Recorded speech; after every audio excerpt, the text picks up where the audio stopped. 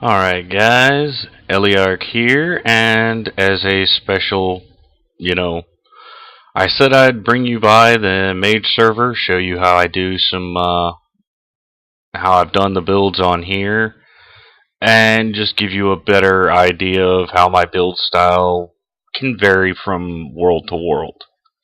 So, if you give me just a second to put on my armor,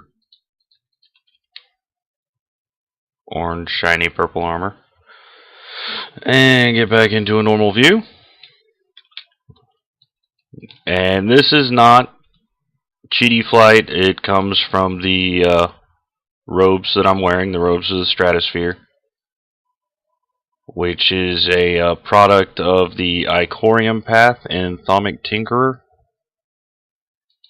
So this is what my wife and I have worked on this server.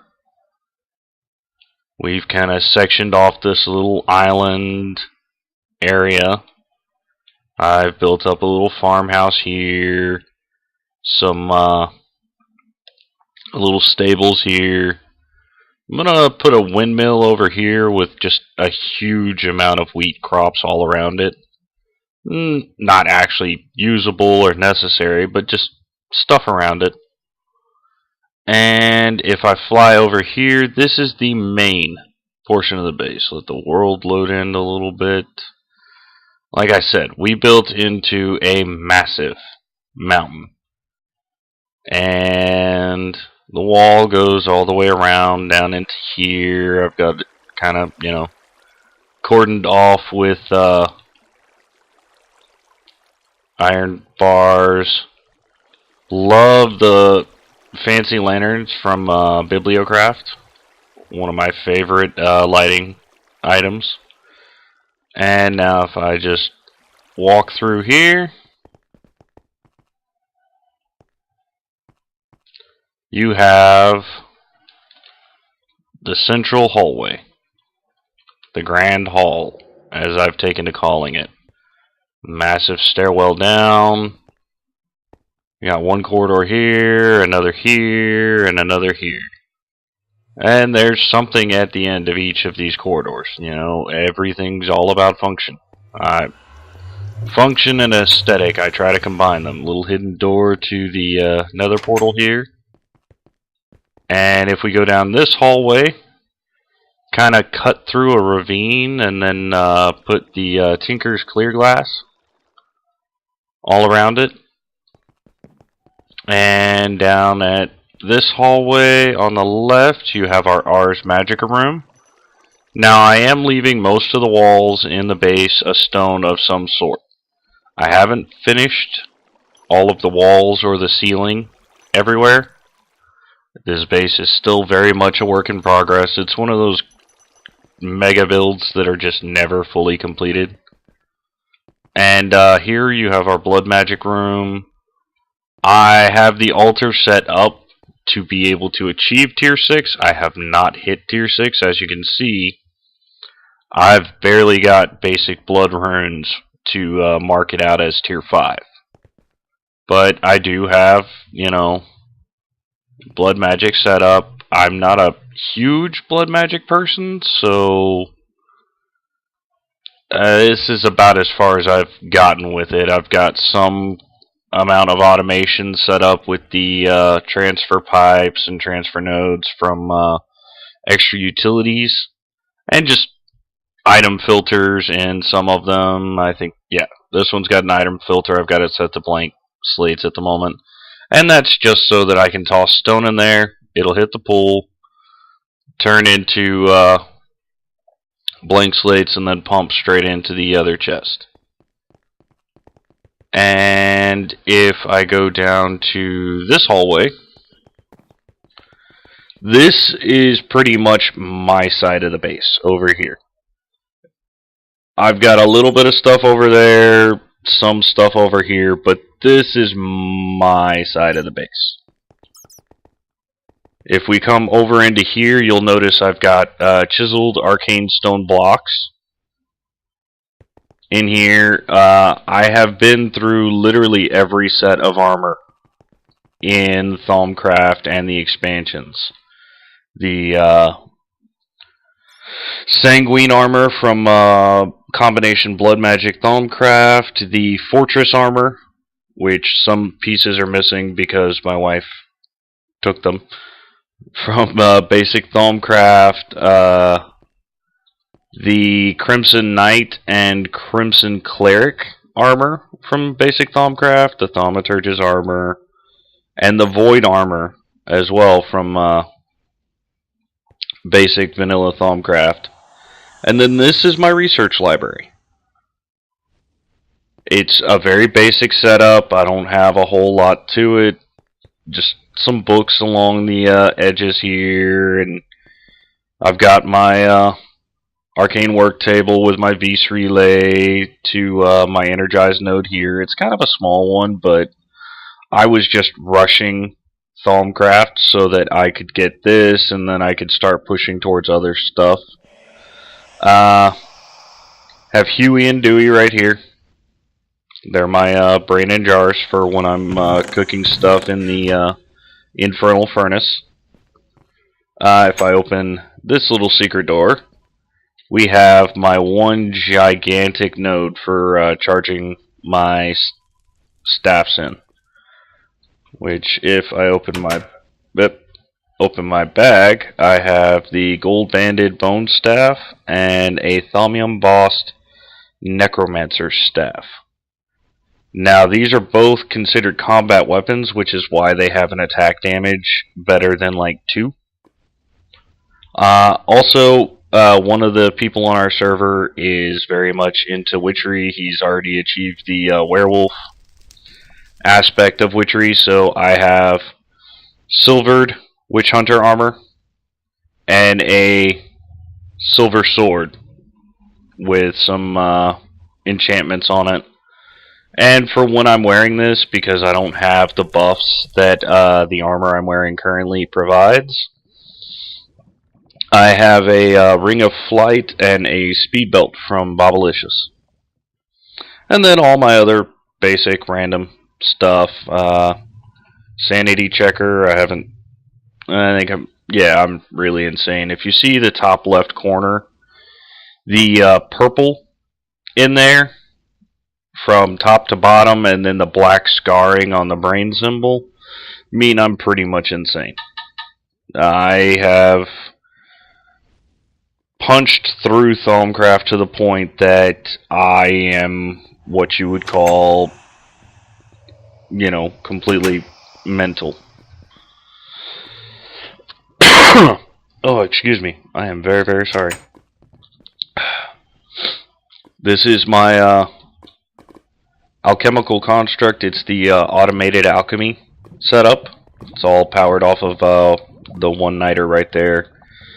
And we'll actually cover that a little bit more when I actually get to that point in the Let's Play. And if we go over here, you will see this is my infusion altar. You'll notice I have a similar setup to the way I do on the Let's Play series. I've moved around how the pedestals sit on that series as opposed to how they sit on this one. I like this setup. I like the other way better, though. The way I'm doing it on the Let's Play. Essential distillation, all that stuff. Again, stuff we'll cover once we get to that point in the Let's Play series. And if we go up, I'm sure it's probably nighttime, but I have about 10 arcane levitators down there to push us all the way up to this. This is my tiny little airship landing platform. We have Archimedes ships on the server. I'm sure most of you know that because of Sid, but yeah. Crispy, one of the guys on the server, is essentially, if you watch, he's the one that calls himself the Evil Fairy Overlord. He was kind enough to set me and Big Guy and a couple other people up with kind of a starter setup. A bunch of day blooms, elven mana spreaders, good mana pool, and a bunch of endoflames and some intrapeniums. I'm not sure where those went, but we had intrapeniums here.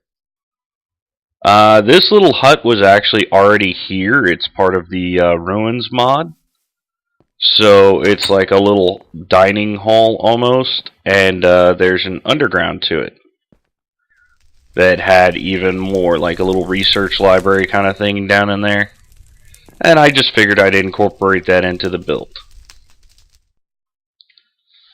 So if we go back down and run this way, and I am sorry for the frame skip. The amount of mods in here is fairly memory intensive. If I look, yeah, I've got 5 gigs allocated to this, and it's using all 5 gigs. And yeah, so it's fairly memory intensive to be on the server, which is why I didn't intend to do a let's play with this amount of build. And I don't have a weak computer. I mean, my computer's not horribly beefy, but it's not weak. And it's still just, yeah. Oh, some of our DecoCraft stuff is gone because it's not in here anymore. There was a couch there and there. And our chairs are a little jacked. Yeah. So, that's bedroom. My wife's brother plays on the server from time to time. We made him a little guest bedroom in here. This is his own little storage area. I don't think he has anything in here actually. But if you go over here, there's a little elevator platform. Go down, and this is our storage room. And behind these blocks, we have a ender chest that is tied to this ender pouch. And whenever I put something in here, it'll cycle all the way down and around and back up and around and follow this little zigzag pattern all the way over to another intermediary chest hidden behind the wall back here. And then it pipes from there to the backs of all of these chests with mod sorting pipes and sorting pipes. And that's just how we keep our resources in here figured. I've got a couple vanilla furnaces, and I've got a cooker better chest. Oh, there's toast in here. Interesting. I didn't know there was toast in there. And I had poppet shelves set up, but I haven't been on the server probably in like 2.5 weeks, 3 weeks.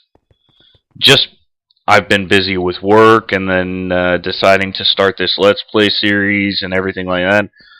I haven't had the time. But yeah, so I removed the poppet shelf just to help out the server with tick rate lag and stuff like that a little bit more. If we head down this way, we have my insanity bath. For, when I'm going crazy, I need, to be able to hop in here and get warp ward and stuff to protect me from all the negative effects that the warp causes from Thaumcraft. You'll see a lot of that in the Let's Play once I start really hammering out the research. It'll happen more and more frequently and more commonly. This is the kitchen.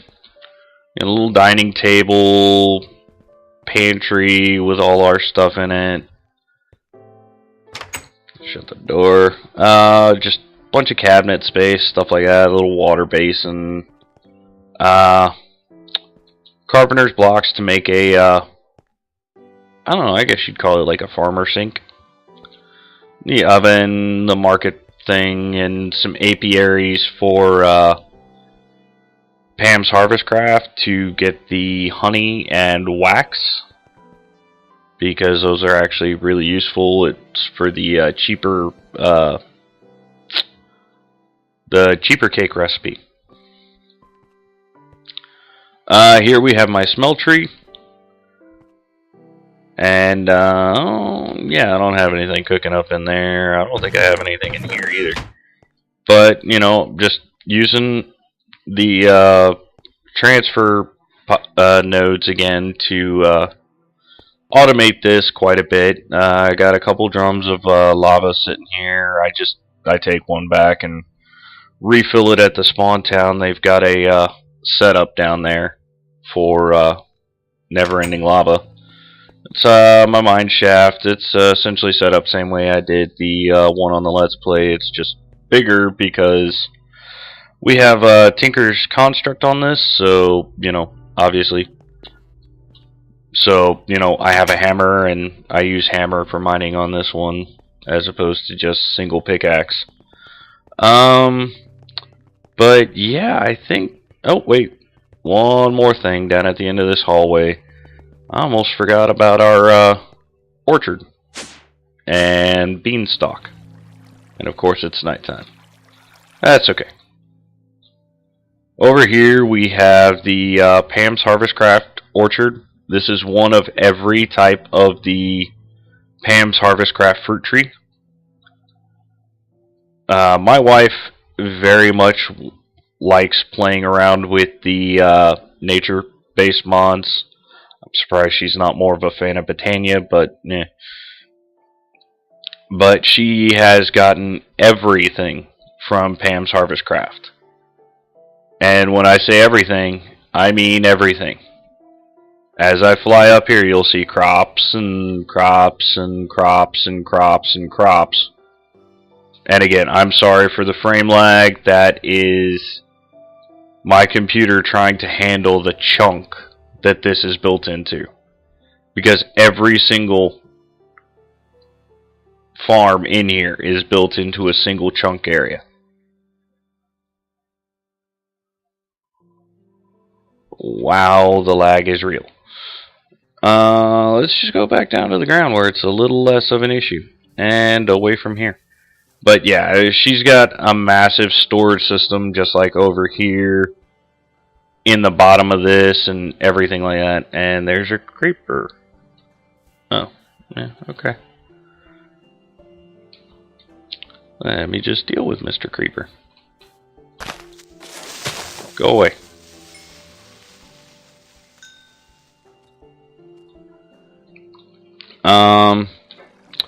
But yeah, that's pretty much it for my build style on the Mage server. Like I said, we were going with kind of a Dwarven Kingdom setup. So, what you see here is literally, you know, my interpretation of a Dwarven Kingdom. I mean, you've got the Grand Hall that you enter into, and then you've got the separate corridors and stuff like that. And if you go up and out, now it's daytime. Out here is supposed to be like, you know, the little community that helps as far as like trading with the dwarves, and then the rest of the world is out there. You know, just stuff like that. But yeah, I think that's pretty much it. Like I said, I was just, you know, kind of trying to do this as like a little... Man, there was a couch in here too, and a sofa, or a little armchair.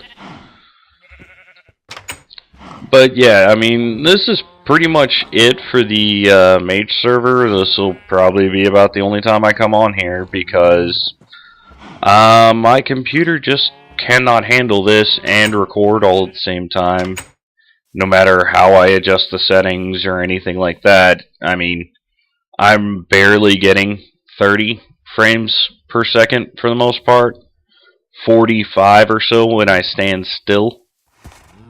Yeah, it's horrendous with OBS running, so I think I'll stick to the vanilla Thaumcraft for recordings and stuff like that from now on. So, this is Eliark, and I'll see you later.